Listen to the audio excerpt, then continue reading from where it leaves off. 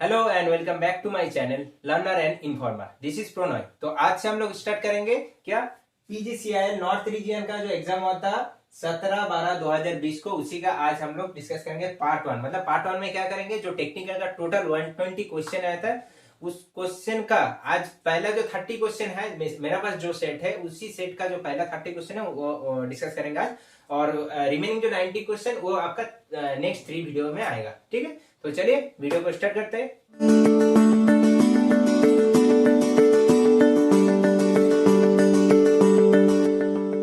तो video start करने से पहले हम बता देते हैं जो डीएफसीसीआईएल प्रीवियस ईयर करा रहे थे हम 2018, उसका आप लोगों को मेरा चैनल में टोटल वीडियो मिल जाएगा। इलेक्ट्रिकल का पूरा 96 क्वेश्चन का वीडियो मिल जाएगा, जितना भी आता है 2018 में जाके चेक कीजिए और पूरा डिटेल सॉल्यूशन के साथ वीडियो मिलेगा, आप लोग देख सकते हैं। तो देखिए पहला क्वेश्चन क्या है। पहला क्वेश्चन है, if the effect of earth is taken into account then the capacitance of line to ground. यहाँ पर बोल रहा है जो अगर इफेक्ट ऑफ अर्थ को ध्यान दिया जाए तो the capacitance of line to ground क्या होगा। तो अगर इफेक्ट ऑफ अर्थ को ध्यान दिया जाए तो capacitance of line to ground increase हो जाता है। ठीक है, तो इसका ऑप्शन क्या होगा, option number D. Next question देखिए, question number two. Question number two है, in a star connected resistive network each resistor has a value of 100 ohm. If the star to delta conversion is performed each resistor in delta network will be। एक star connected network है, इसका details हम नहीं जाएंगे, एक आप लोगों को सॉल्यूशन दिखा दे रहे हैं। देखिए एक स्टार कनेक्टेड नेटवर्क है, इसका ईच जो रेजिस्टेंस है सबका वैल्यू है 100 ओम। तो हम लोगों को कन्वर्ट करने के लिए बोल रहे हैं डेल्टा में। ठीक है, तो डेल्टा में अगर कन्वर्ट करते हैं तो हम शॉर्ट फॉर्म यहाँ पर बता देते हैं। एक सेपरेट वीडियो लाएंगे, उसमें star to delta and delta to star कैसे कन्वर्शन होता है डिटेल्स, अगर कन्वेंशनल किसी भी पेपर में आता है तो कैसे करते हैं हम दिखा देंगे। लेकिन इसमें यह है आपका स्टार, यह है आपका डेल्टा। तो स्टार से अगर डेल्टा जाते हैं, अगर स्टार टू डेल्टा जाते तो क्या होता है, इंटू 3। अगर डेल्टा से स्टार आते तो क्या होता है, डिवाइडेड बाई 3। तो यहाँ पर क्या क्वेश्चन में देखिए आप लोग स्टार से डेल्टा जाने के लिए बोल रहे हैं, मतलब जो रेजिस्टेंस दिया है उसका इंटू 3 कर देंगे, मतलब 100 इंटू 3 मतलब 300 ओम मेरा आंसर हो जाएगा। तो ऑप्शन नंबर डी इसका आंसर है। ठीक है, क्वेश्चन नंबर 3 देखिए, what will be the current in 80 ohm resistor if it is connected to a supply of 220 volt. ये एकदम इजी है, अगर आप लोगों को पता है ओहम लॉ तो इजीली हो जाएगा। V is to I R, क्या निकालने के लिए बोला है, आई वोल्टेज है आपका 220 एंड रेजिस्टेंस है आपका 80। इसको काटेंगे 8 से, अगर 22 को 8 से डिवाइड करेंगे तो आएगा मेरा 2.75 ampere. Option number D. Next question देखिए, dash conductors are most suitable for indoor and outdoor wire and cable. कौन सा कंडक्टर मोस्ट सुइटेबल है indoor and outdoor wire and cable के लिए। तो ये होता है आपका आंसर होगा एनिलीड कॉपर। तो एनिलीड जो एनिलिंग प्रोसेस होता है ना, उसमें क्या किया जाता है, कॉपर को मतलब उसका जो डक्टिलिटी रहता है उसका इंप्रूव किया जाता है। कॉपर का जो डक्टिलिटी रहता है उसको इंप्रूव किया जाता है। ठीक है, तो इसका आंसर होगा option number D. Question number 5 देखिए, reciprocity theorem can not be applied to the circuit having. Reciprocity जो थ्योरम है वो कौन सा सर्किट में अप्लाई नहीं होता है, तो उसका आंसर होगा option number D, dependent source. तो जिस सर्किट में भी अब डिपेंडेंट सोर्स रहेगा तो वो डिपेंडेंट सोर्स जिस सर्किट में भी रहेगा उसमें रेसिप्रोसिटी थ्योरम अप्लाई नहीं होता। तो रेसिप्रोसिटी थ्योरम में बोला क्या जाता है, मतलब एग्जैक्टली जो स्टेटमेंट क्या है, वो स्टेटमेंट है आपका, अगर किसी भी नेटवर्क में वोल्टेज या करंट को अगर आप इंटरचेंज कर रहे हैं तो वो जो वोल्टेज और करंट का जो मैग्नीट्यूड सेम रहता है, इंटरचेंज करने से भी वो चेंज नहीं हो जाता है। ठीक है, तो मानिए हम एक एग्जाम्पल ले रहे हैं, एक सर्किट है। अरे एक बात याद रखिए, रेसिप्रोसिटी थ्योरम में रेजिस्टेंस रहेगा। ठीक है, यहाँ पर अगर मानिए करंट है, नहीं इसको नीचे ले लेते, करंट है और इधर है वोल्टेज। ठीक है, हम क्या बोले, अगर वोल्टेज और करंट सोर्स को अगर हम चेंज करते हैं, जो करंट है इसका नीचे है, ठीक है डायरेक्ट से नीचे, इसको अगर चेंज कर देते हैं तो इसका जो वैल्यू रहेगा वो भी सेम, इसका भी जो वैल्यू रहेगा वो भी सेम रहेगा। तो चेंज मतलब क्या, देखिए चेंज मतलब एक 1 मिनट, चेंज मतलब यहां पर करंट सोर्स लग जाएगा और यहाँ पर वोल्टेज सोर्स लग जाएगा। ठीक है, तो अगर हम ये दोनों चेंज कर देते, इंटरचेंज कर देते, तो इसका वैल्यू चेंज नहीं होगा। तो ये कौन सा थ्योरम में कहा जाता है? ये कहा जाता है आपका रेसिप्रोसिटी थ्योरम में। ठीक है, आई होप क्लियर हो गया। तो देखिए क्वेश्चन नंबर 6 क्या है, which of the following is not a valid advantage of bundle conductor. तो बंडल कंडक्टर का कौन सा वैलिड एडवांटेज नहीं है? ये चार जो ऑप्शन है इसमें से बंडल कंडक्टर अगर यूज करते हैं तो पावर ट्रांसफर कैपेबिलिटी बहुत ज्यादा हो जाता है ट्रांसमिशन लाइन में, फिर आपका जो कोरोना लॉस होता है वो रिड्यूस होता है, और चार्ज इंपीडेंस भी रिड्यूस होता है, इन रिएक्टेंस भी रिड्यूस होता है। ठीक है, और यहाँ पर क्या है, इंक्रीज रिएक्टेंस। तो इंक्रीज रिएक्टेंस आपका ऑप्शन नंबर बी आपका आंसर हो जाएगा। तो देखिए क्वेश्चन नंबर 7 क्या है, which one of the following is a common application of a crystal diode. इसमें से कौन सा क्रिस्टल डायोड का कॉमन एप्लीकेशन है? तो ये आपका आंसर हो जाएगा option number B, rectifier. Rectifier आपका कॉमन क्रिस्टल डायोड का एग्जांपल है। ठीक है, common application of crystal diode का। नेक्स्ट क्वेश्चन देखिए, as per IS 3043 1966 pipe type earth electrode made up of steel should not be smaller than dash internal diameter. जो pipe type earthing किया जाता है तो वो पाइप जो रहता है GI पाइप रहता है। तो GI पाइप का जो इंटरनल डायमीटर रहता है, जो पाइप का इंटरनल डायमीटर रहता है, उस डायमीटर का वैल्यू कितना होना चाहिए, मतलब 38 मिलीमीटर से कम होना चाहिए। यही पूछा है कि electrode made up of steel should not be smaller than dash internal diameter, किस वैल्यू से कम नहीं होना चाहिए। तो इसका आंसर होगा option number A, 38 millimetre. Next question देखिए, question number 9, a generator develop 200 volt and has an internal resistance of 100 ohm, find the power delivered to the load resistance of 300 ohm. तो ये इजी मैथ है। देखिए क्या generator develop क्या कर रहे हैं, 200 वोल्ट एंड इंटरनल रेजिस्टेंस है 100 ओम। तो यहाँ पर इसे क्या निकालेंगे हम लोग, करंट। तो करंट क्या होगा, वोल्टेज क्या है, वोल्टेज दिया है आपका 200 volt and divided by internal resistance, and total resistance क्या है, power develop load resistance and internal resistance. तो 100 प्लस 300 मतलब 200 डिवाइडेड बाय 400, तो 2/4 क्या होगा आपका 0.5 आपका करंट निकल गया है। तो क्या निकालने के लिए बोला, power P is equal to I square R होता है, तो 0.5 होल स्क्वायर। लोड रेजिस्टेंस क्या है, अगर RL है तो लोड रेजिस्टेंस आपका है 300। तो देखिए सॉल्व करने से क्या आता है, 5/10 इंटू 5/10 इंटू 300, 2 जीरो गया यहाँ से, तो 1 जीरो गया, 5 5 जा 25, 25 3 जा 75 वाट। एकदम इजी न्यूमेरिकल है, लेकिन आप ये एग्जाम देने जाने से पहले आप लोग जो बेसिक आप लोगों को क्लियर होना जरूरी है, एंड डीपली थोड़ा नॉलेज जरूरी है, नहीं तो नहीं ये जो क्वेश्चन है नहीं सॉल्व कर पाएंगे। ठीक है, इजी है। क्वेश्चन नंबर 10 है, the steady state error due to unit step input to a type 1 system.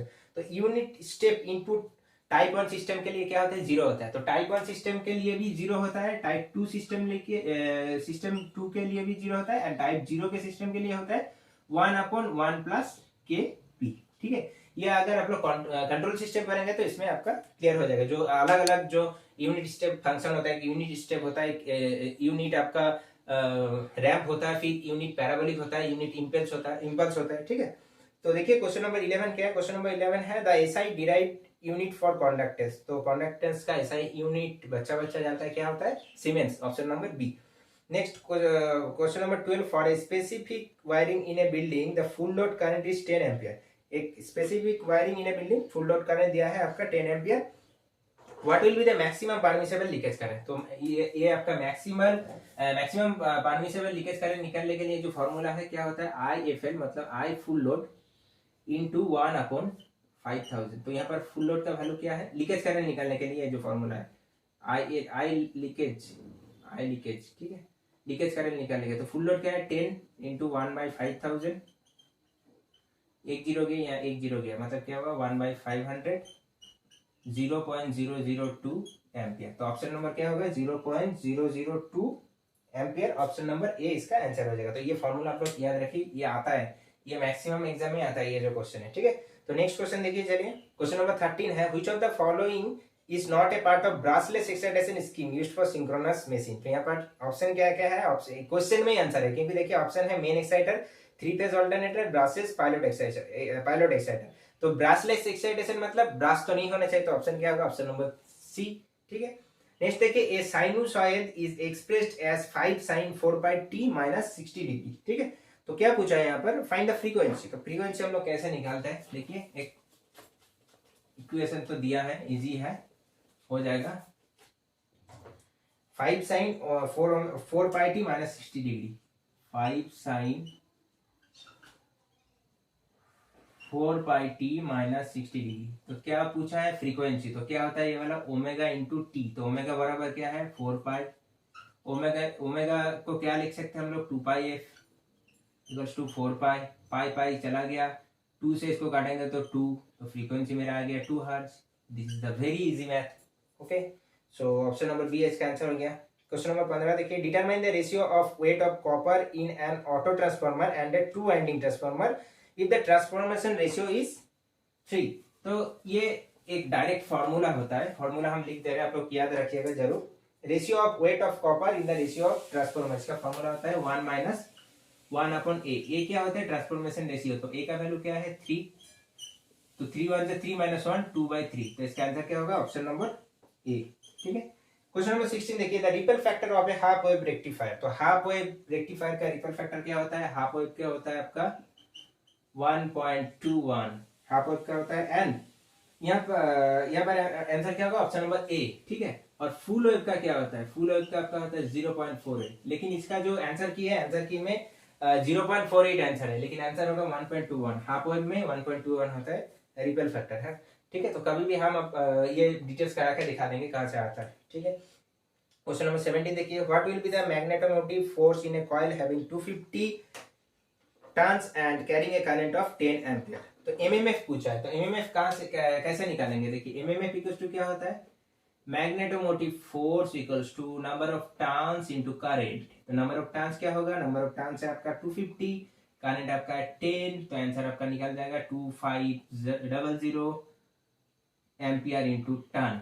ठीक है, और एक फॉर्मूला भी होता है phi equals to MMF upon reluctance, ये भी आप लोग याद रख सकते हैं, इससे बहुत ही क्वेश्चन आता है, न्यूमेरिकल भी आता है, ये फॉर्मूला से भी आता है, एसएससी जेई में भी आ चुका है ऑलरेडी।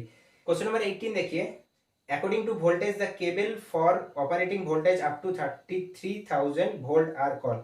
33 किलोवोल्ट जो होता है उसमें कौन सा केबल यूज किया जाता है, तो हम एक टोटल चार्ट लिख दे रहे हैं, उसका बाद हम आंसर बता दे रहे क्या क्या होता है। देखिए, एक होता है आपका लो टेंशन एल टी लिख दिए, फिर होता है आपका हाई टेंशन, फिर होता है आपका सुपर टेंशन, फिर होता है एक्स्ट्रा हाई टेंशन, फिर होता है extra super voltage cable ESBC, extra super voltage cable. तो इसमें क्या यूज होता है 1 किलोवोल्ट तक यूज होता है लो टेंशन। यहाँ पर होता है अप टू 11 किलोवोल्ट, यहाँ पर होता है 22 किलोवोल्ट से 33 किलोवोल्ट, और एक्स्ट्रा हाई टेंशन में होता है 33 किलोवोल्ट से 66 किलोवोल्ट, एंड ये होता है बियॉन्ड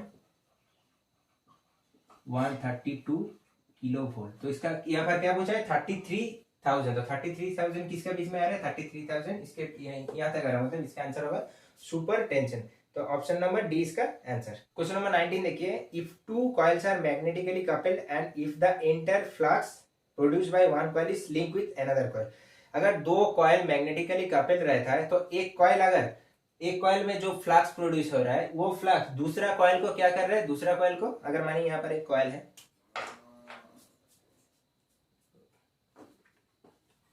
ये आप लोग अगर नहीं लिखे तो वीडियो पॉज करके लिख लीजिएगा। अगर दो कॉइल है मानिए,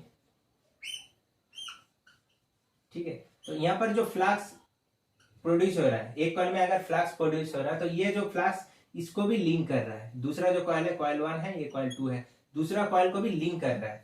तो क्या पूछा है द कोएफिशिएंट ऑफ कपलिंग, तो ये दूसरा कॉइल को जो जब लिंक कर रहे हैं तो कोएफिशिएंट ऑफ कपलिंग हम लोग रिप्रेजेंट करते हैं के से, तो क्या होगा के का वैल्यू होगा 1। ठीक है, ये होता है आपका जब क्या होता है, जब एक कॉइल दूसरा कॉइल को लिंक कर रहा है। ठीक है, नेक्स्ट देखिए, के अगर लेस देन 0.5 होगा एंड के अगर ग्रेटर देन 0.5 होगा तो क्या होगा, लेस देन 0.5 होगा तो इसको कहा जाता है लूजली कपल्ड,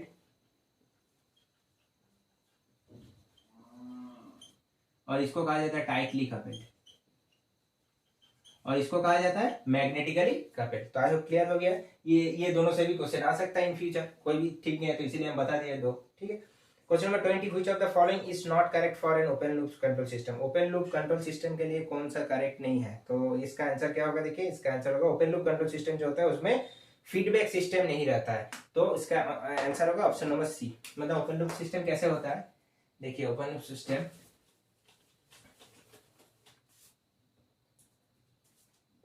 मानिए एक सिस्टम रहता है, इसको हम कहते हैं जीएस, ठीक है। इधर रहता है आउटपुट, इधर देते हैं इनपुट, तो इनपुट इधर रहता है आपका आउटपुट। तो इनपुट को क्या कहा जाता है, इनपुट को कहा जाता है आरएस एंड आउटपुट को कहा जाता है CS. This is called open loop system, open loop system OLS, ठीक है।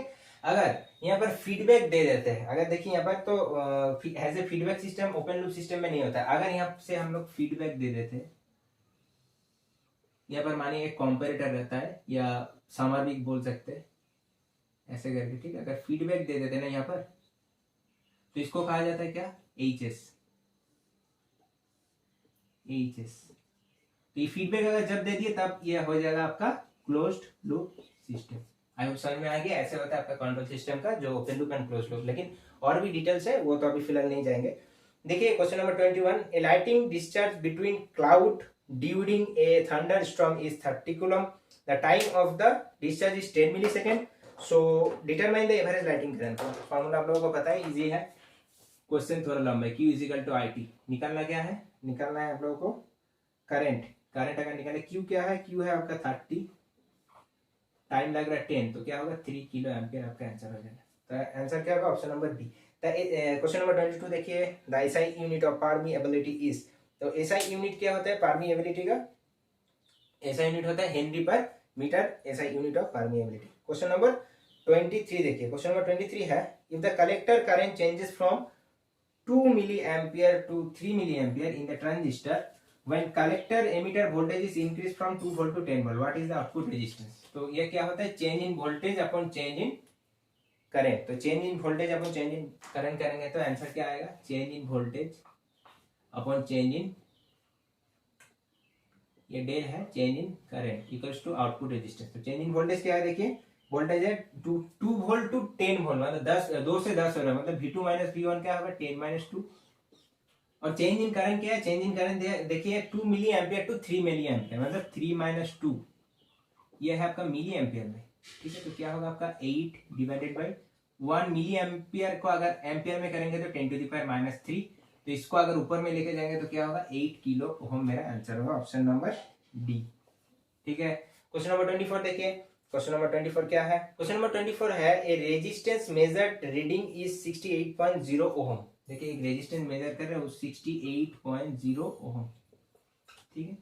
फिर पूछा है number of significant figure in the reading is. तो सिग्निफिकेंट फिगर कैसे निकालते हैं, देखिए सिग्निफिकेंट फिगर दिखाई दे रहा है आप लोगों को। सिग्निफिकेंट फिगर कितना होगा, यहाँ पर 3 होगा, 1 2 एंड 3, तो इसका सिग्निफिकेंट फिगर क्या होगा 3। लेकिन अगर यहाँ पर ओनली 68 ओम होता है तो इसका सिग्निफिकेंट फिगर होता है आपका 2 होता है।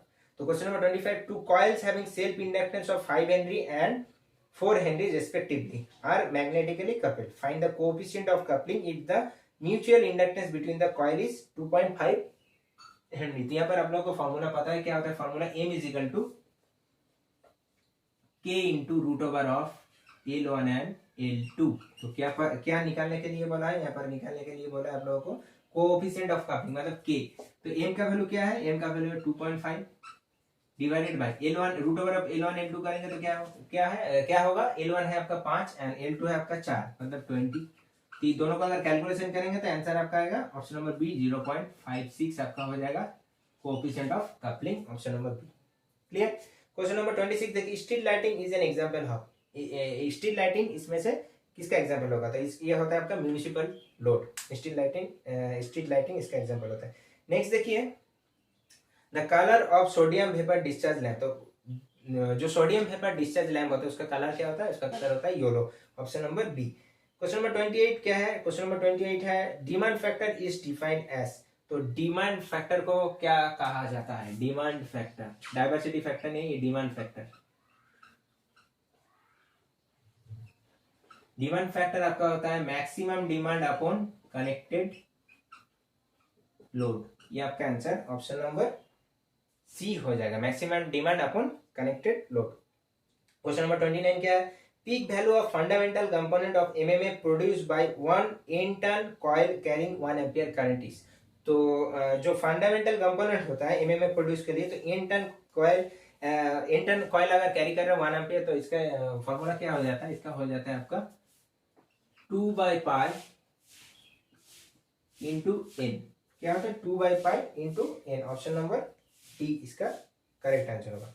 लास्ट एंड फाइनल क्वेश्चन देखिए, क्वेश्चन नंबर 30 क्या है, a sinusoidal current has a maximum value 10 ampere. यहाँ पर जो साइनोसॉइडल करंट है उसका वैल्यू दिया है 10 एम्पियर मैक्सिमम। एक साइनोसॉइडल अगर वोल्टेज रहेगा, देखिए वेवफॉर्म रहेगा साइनोसॉइडल, ऐसे अगर वेवफॉर्म रहेगा तो इसका ये आपका होता है Vm मैक्सिमम, ठीक है। तो Vm का वैल्यू दिया है यहाँ पर 10 एम्पियर। फिर पूछा है if the signal is half rectified, ये अगर सिग्नल हाफ रेक्टिफाइड होता है, मतलब ये नहीं रहेगा फिर यहाँ से रहेगा फिर नहीं रहेगा, ऊपर पॉजिटिव साइकिल रहता है, हाफ रेक्टिफाइड रहता है, तो इसका आरएमएस वैल्यू क्या होगा। तो देखिए अगर फुल रेक्टिफाइड होता है ना, तो आरएमएस वैल्यू का फॉर्मूला क्या होता है Vm/√2। ये आपका RMS value for full wave, and half wave के लिए होता है आरएमएस वैल्यू Vm/2। तो अगर फुल वेव बोलता है तो 10/√2 होता है, ये बोला है हाफ, तो Vm क्या है 10/2, मतलब 2 5 10। तो आपका आंसर क्या होगा, आंसर होगा ऑप्शन नंबर ए। तो आई होप आप लोग जो 30 क्वेश्चन कराए सब समझ में आया आप लोगों को, ठीक है। तो अगर अच्छा लगा वीडियो को तो जरूर आप लोग चैनल को सब्सक्राइब कीजिए, क्योंकि नेक्स्ट वीडियो बहुत ही जल्दी आने वाला है 31 से 60 तक, ठीक है।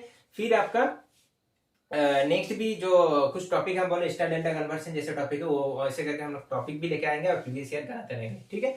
तो अगर अच्छा लगा वीडियो को तो जरूर चैनल को सब्सक्राइब कीजिए एंड वीडियो को लाइक कीजिए एंड दोस्तों के साथ शेयर कीजिए। तो आज तक के लिए इतना ही, thank you and good bye.